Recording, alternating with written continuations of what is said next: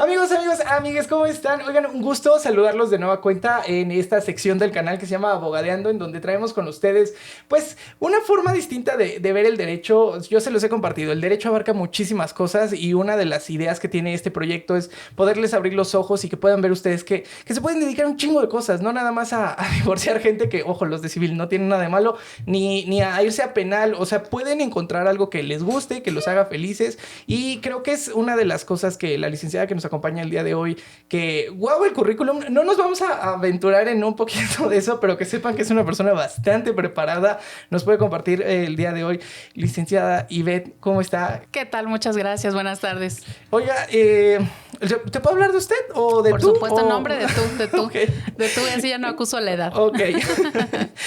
Pues muchas gracias primero por aceptar la invitación, y una de las razones de las que hayamos pues pedido que viniera es porque usted se dedica a una rama que considero yo es poco explotada y algo que no sabe la gente, diría yo, bastante remunerada. O sea, a diferencia de otros que es como de, pues 3,000 pesos por llevar su caso durante 3 meses. Esta es una rama que sí requiere mucha especialización.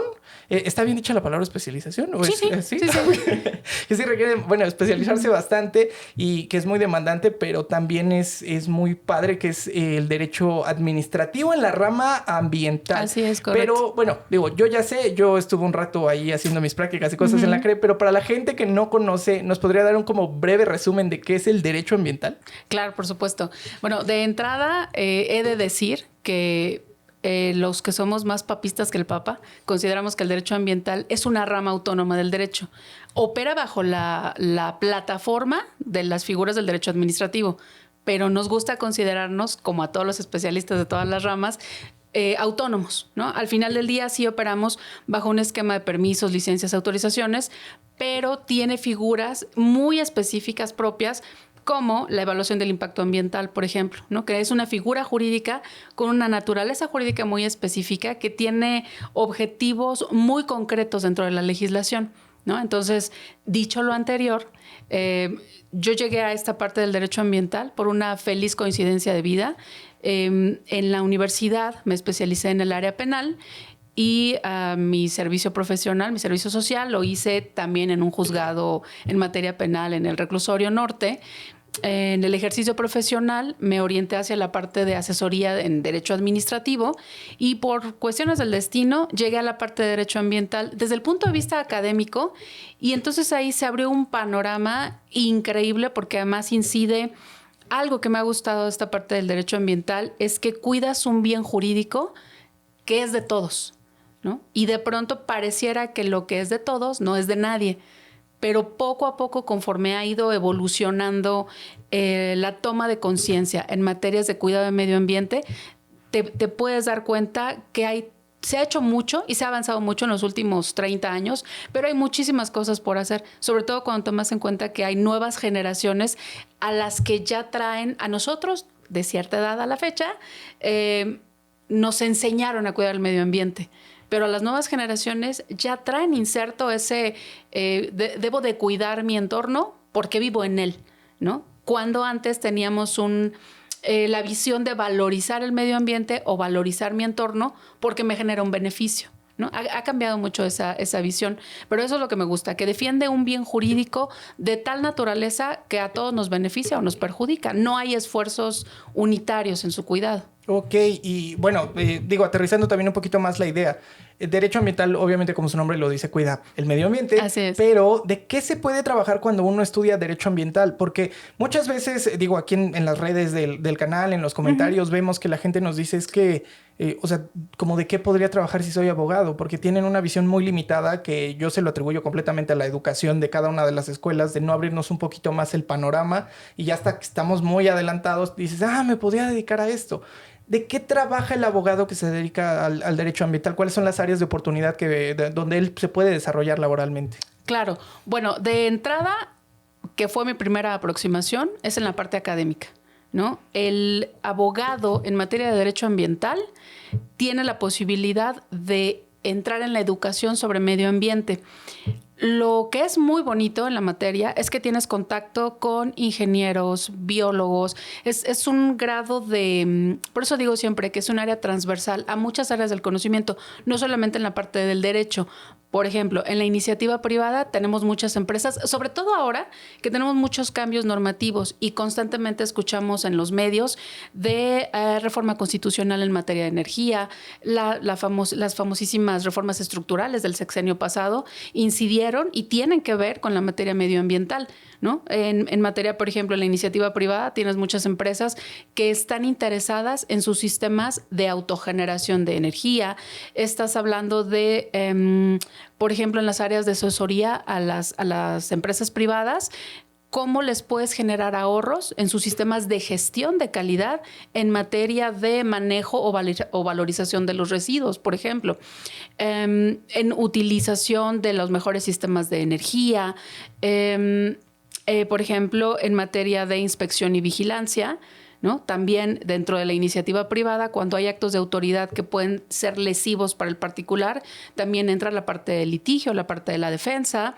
En el sector público, por supuesto, tenemos muchas secretarías que no solamente, por ejemplo, uno pensaría por definición en áreas como Secretaría de Medio Ambiente, federal y locales, pero también tenemos procuradurías de protección al ambiente, quienes son penalistas, por ejemplo, el área de delitos ambientales o delitos vinculados contra la gestión al medio ambiente, es un área que te requiere mucha especialización, porque además aplicas normas oficiales mexicanas, información de carácter técnico, peritajes, donde el grado de especialización no solamente del abogado, sino del auxiliar del derecho, como un perito en cuestión de biología, en cuestión de suelos, en cuestión... Toda esa parte técnica es valiosísima, ¿no? Y hace una rama, a veces...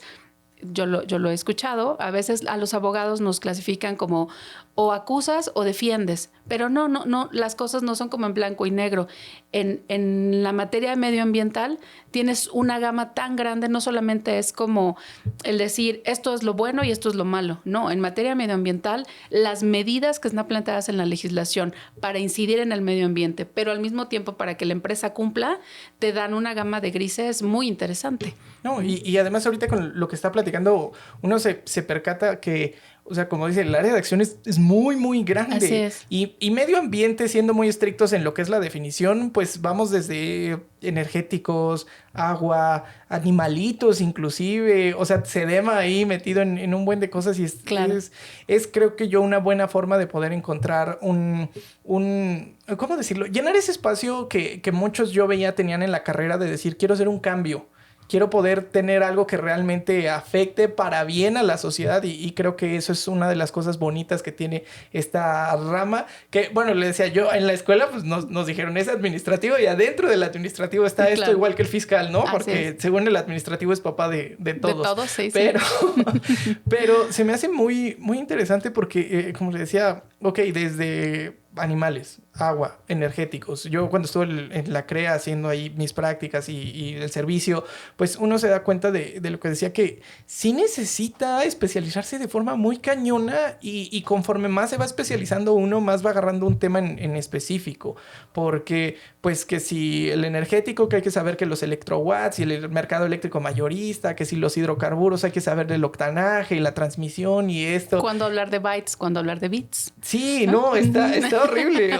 Sí, claro. Sí, creo que no es una rama para todos porque requiere mucho estudio, pero hablemos de los beneficios que traen este estudio. ¿Qué tan bueno es realmente dedicarse a esta rama en ese aspecto? Creo que requiere de entrada el que como abogado, estudiante o ya postulante, voy a utilizar un cliché, necesitas tener el pensamiento fuera de lo que es lo tradicional. Porque como abogados yo se lo digo a mis alumnos tanto en licenciatura como en maestría, aquí nosotros estamos para aprender lo que existe, ¿no? En materia doctrinaria, para conocer la ley y sobre todo para eso utilizar y dar soluciones adecuadas. Yo siempre les digo, no vendamos espejos en el sentido de, no, te voy a dejar sin obligaciones, no, bueno, te voy a quitar una clausura, te voy a liberar de todos tus problemas, no. Busquemos la forma de cumplir y la forma de mejor cumplimiento normativo. Por ejemplo, en materia ambiental, una parte muy importante que me parece valiosísima sobre otras ramas del derecho es la parte preventiva. No te esperes a que exista un daño al medio ambiente para que puedas actuar desde la autoridad, hasta el particular, ¿no? Desde el punto de vista académico hasta del litigio. No te esperes a que basta con la puesta en peligro del bien jurídico para que puedas actuar desde diferentes ramas. Entonces, esa parte me gusta mucho, que no tienes que esperar a que se genere un daño. La parte preventiva, la legislación está diseñada para actuar desde el punto de vista preventivo y justamente no entremos en lo ilógico de esperemos a que haya un daño medioambiental para entonces hacer acciones correctivas. La legislación en materia ambiental, uno de sus principios básicos de gestión es el principio de precaución. En virtud de este principio de precaución, a mí me permite actuar como particular, como autoridad y establecer acciones necesarias y suficientes antes de que se genere un daño. Eso me parece una parte valiosísima. Y por otro lado, desde el punto de vista de cuando ya se ha presentado un daño, el sistema jurídico tradicional te dice castiga el incumplimiento, castiga la puesta en peligro del daño, castiga el daño que se generó. Y aquí algo que me gusta mucho es la diversidad de opciones que tenemos, porque no solamente es la multa como tradicionalmente la conocemos en el castigo, ¿no? Del incumplimiento normativo. Se presentó un incumplimiento normativo, efectivamente hay una sanción, pero la sanción no necesariamente tiene que ser a través de una multa, como tradicionalmente lo solemos pensar. No. Establezcamos medidas concretas, idóneas y pertinentes para la protección del medio ambiente, porque no me sirve, la mejor manera para la propia autoridad ambiental, de nada me sirve establecer multas exorbitantes cuando ese dinero se va a ir a una caja general y no va a corresponder al cuidado del medio ambiente, que al final del día es un bien jurídico transversal a todos. Sin un medio ambiente adecuado, no hay una vida adecuada. El derecho a la vida se ve comprometido. Si no se cuida de buena manera el medio ambiente, el medio ambiente como bien jurídico, no hay un derecho adecuado a la salud. Y así, ¿no? Podríamos hacer ese mismo ejercicio, incluso desde el punto de vista patrimonial, ¿no? El mismo ejercicio con todos los bienes jurídicos. Por eso digo, siendo más papitas que el Papa, el bien jurídico medio ambiente es transversal a todos los bienes jurídicos y de ahí radica su importancia. Y lo novedoso de las figuras jurídicas y de las soluciones que podemos aportar como abogados, creo que eso enriquece la disciplina. No, sí, y además la importancia de lo que menciona, ¿no? O sea, de nada me sirve cobrarte una multa enorme, que hay veces que, yo lo llegué a ver en algunas resoluciones que estuvieron en mis manos o procedimientos de gente que no lo puede pagar para empezar porque no se respeta el principio de proporcionalidad. Pero también que, pues, de nada me sirve tener dinero si ese dinero no se va para realmente, pues, subsanar lo que pasó, ¿no? De ya dañamos al planeta, pues vamos a ver cómo medio lo arreglamos. Que no es la idea. Uh-huh. Pero de ahí viene mi siguiente pregunta. Yo entiendo que la ley es muy bonita y es muy bonita en todas las ramas que tenemos. Uh-huh. Pero ¿qué tan real es esta relación que existe entre el deber ser y el mundo que es en materia ambiental? No quisiera generar una visión poco realista, diciendo es que la legislación ambiental es la panacea para todo. No, como todas las ramas del derecho, requiere que siga evolucionando y se ha ido ajustando a cómo ha cambiado la sociedad. Pongo un ejemplo. Hace poco analizábamos el reglamento taurino, por ejemplo, en la Ciudad de México, que al día de hoy ya está suspendido, ¿no?, por tiempo indefinido, sí, esa parte. Porque alguien me planteaba, bueno, ¿qué pasa con el reglamento taurino? Porque estamos regulando la crueldad contra los animales. Versus poniéndote enfrente a la ley de protección a los animales. Hablamos de la Ciudad de México solamente. Entonces decía, es que no puedes analizar dos instrumentos jurídicos de 1970 y tantos contra una ley, ¿no?, que cuando se creó el reglamento taurino, la sociedad no percibía como posible que los animales tuvieran derechos, ¿no? Cuando la ley de protección a los animales implica una evolución social y en consecuencia normativa que te llega a determinar que los animales tienen derechos y tienen el derecho de una vida libre de crueldad, incluso para el caso de ciertas especies, una muerte libre de crueldad, ¿no? O sea, también está normado a ese grado.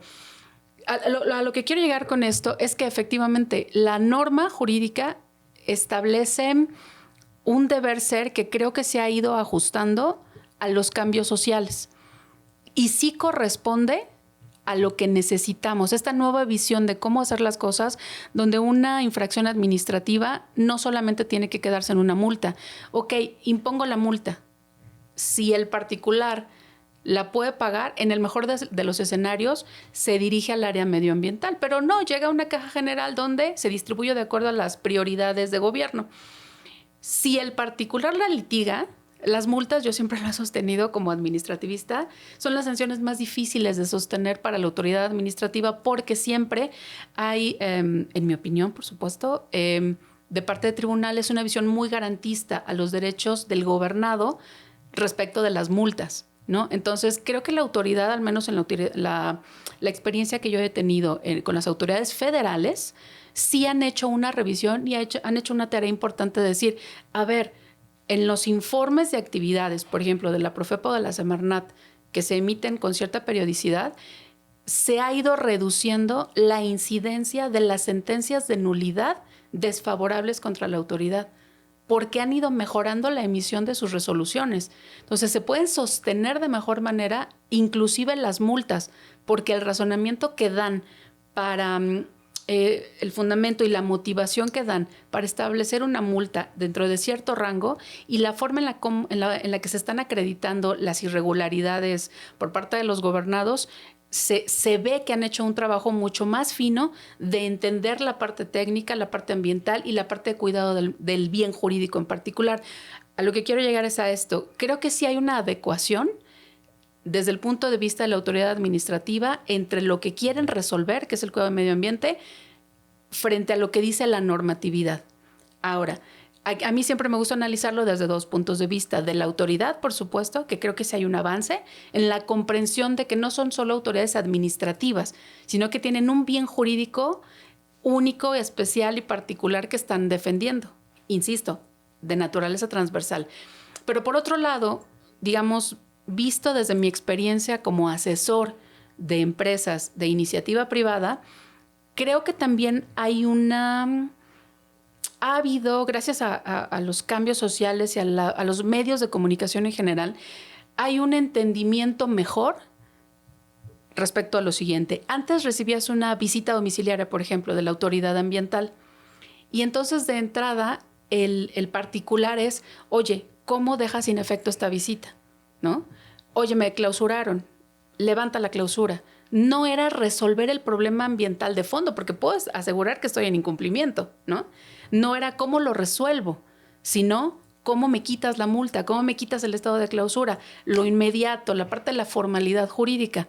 Lo que yo he visto, al menos en mi experiencia, y lo que suelo trabajar con mis clientes es, a ver, tenemos estas 5 irregularidades establecidas por la autoridad. De estas 5 irregularidades, una sí es, por poner un ejemplo muy sencillo, porque no tienes una separación adecuada de los residuos de manejo especial o porque no cuentas con un registro en esta materia, ¿no? Y estás obligado a tenerlo.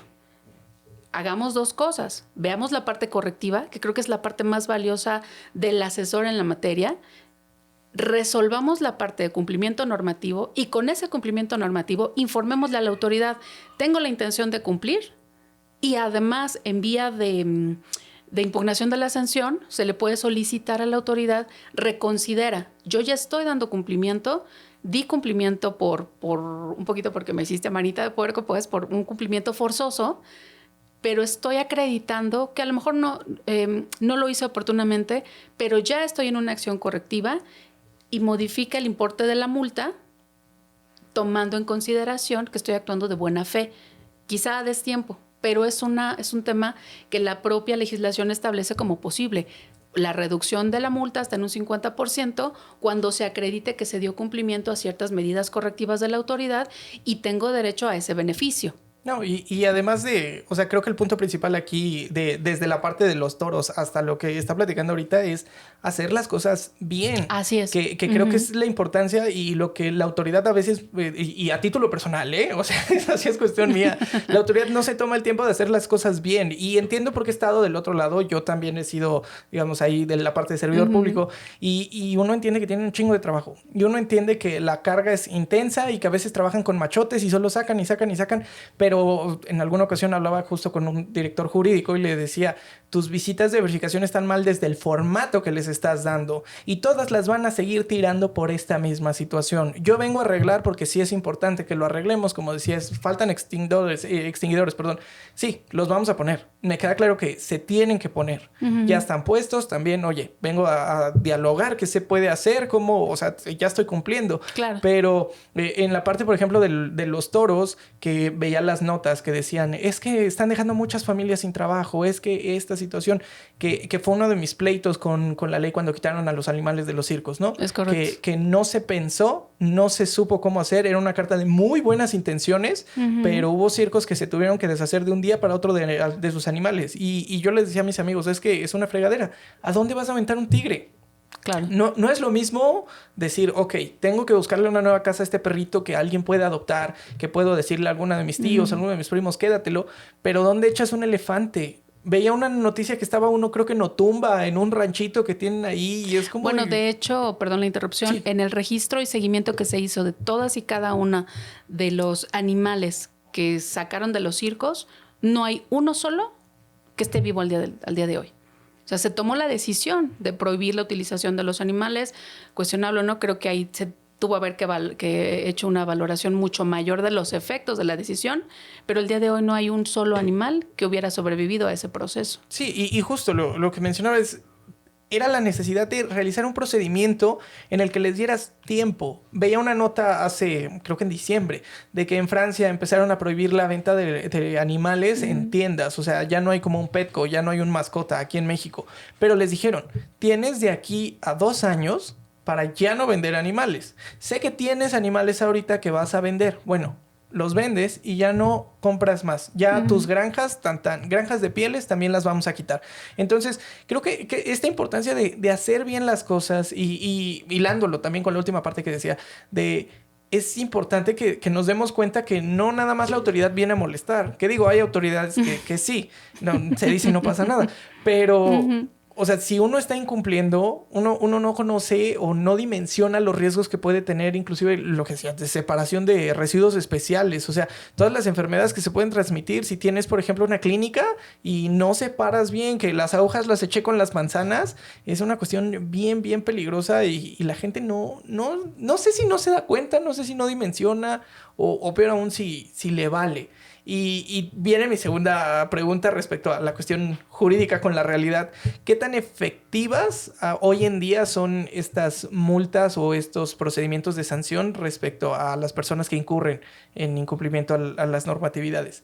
¿Sí estamos teniendo un beneficio para el planeta o realmente todavía hay cosas que se podrían trabajar para pues, que estemos mejor?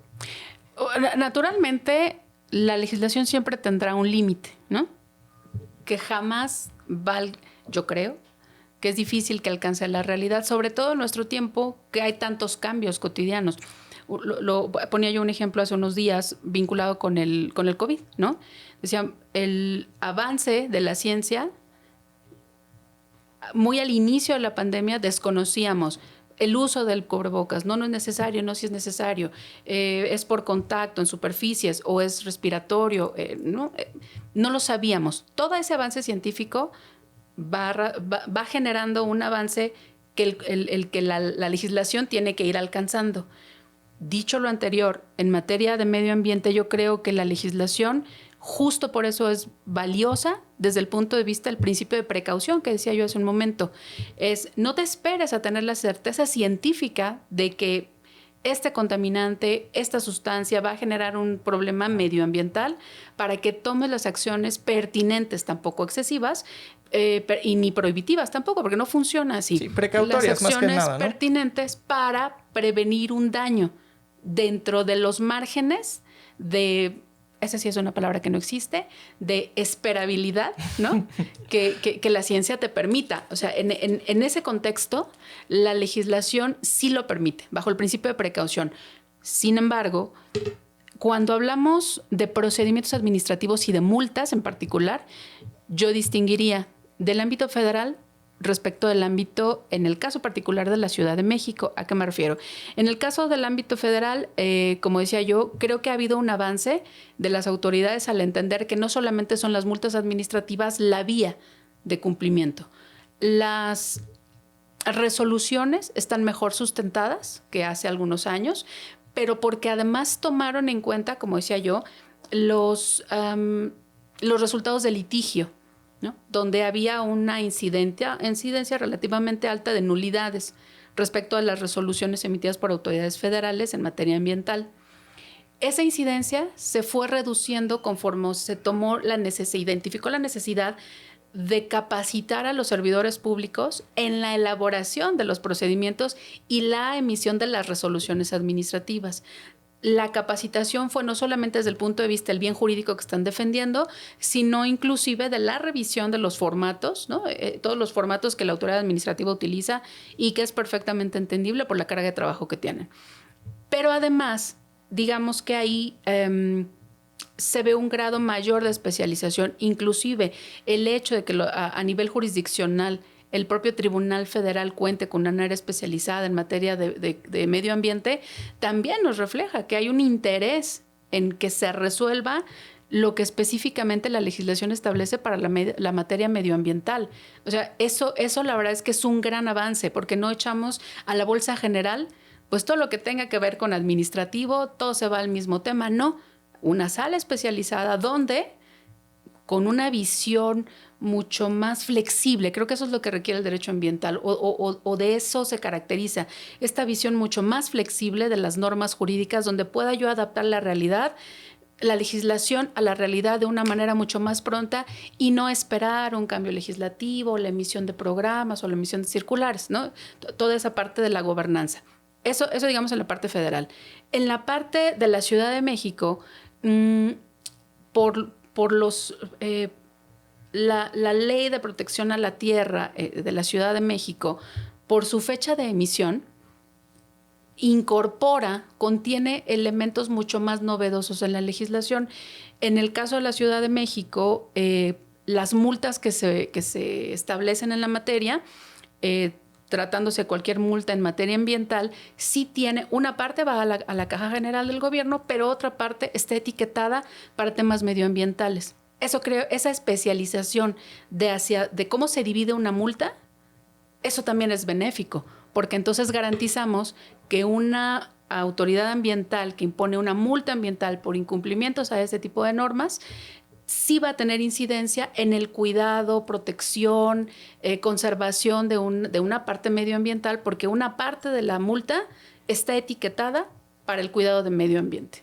Creo que eso es importante. Suena todo muy complejo de hacer. y sí, uno se da cuenta de esta parte de verdad se necesita estudiar y estudiar un buen.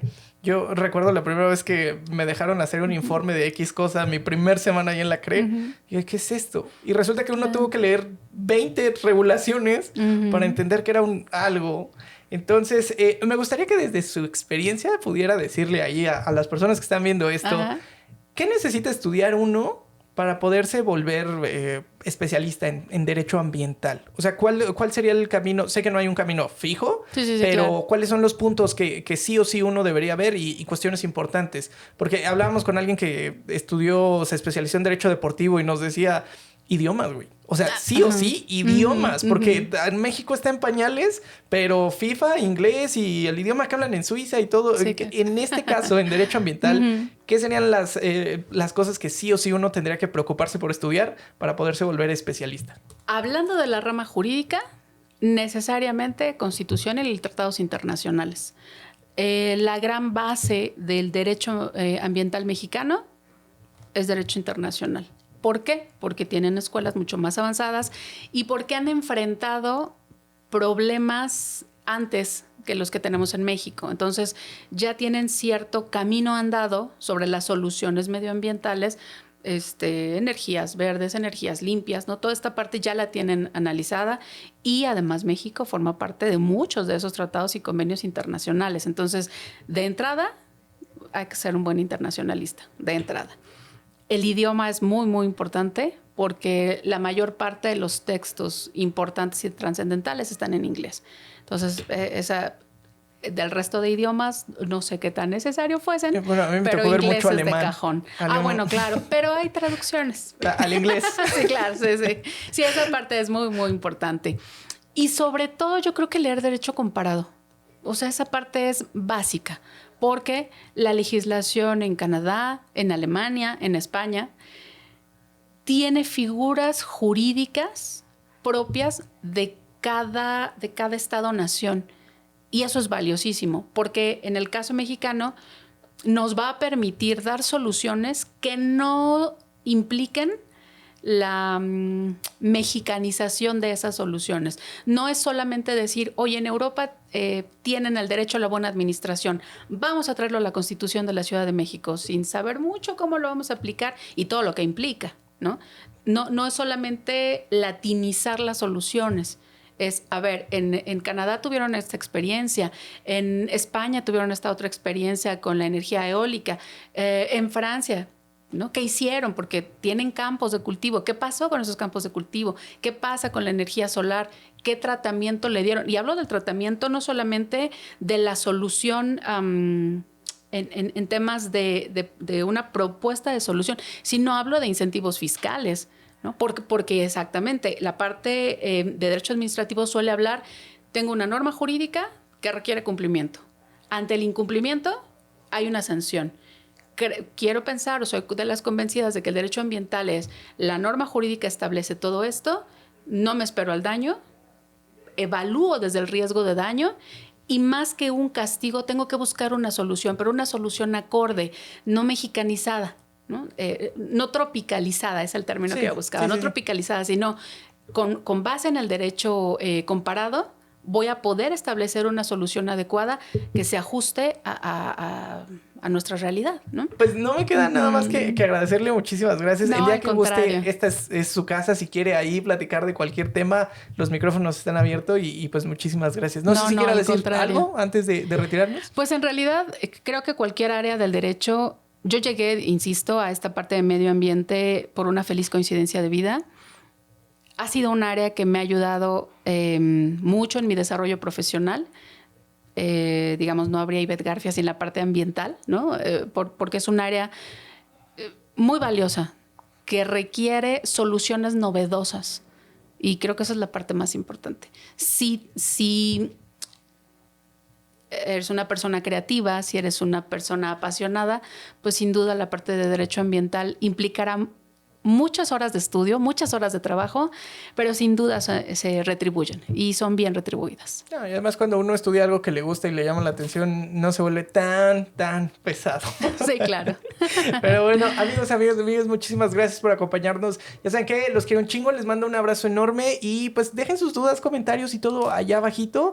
Y pues ojalá haya otra oportunidad para platicar, Sí, claro pero que sí. de otras cosas, Por de un supuesto. tema como más específico. Y pues nada, amigos, los quiero un chingo, cuídense mucho.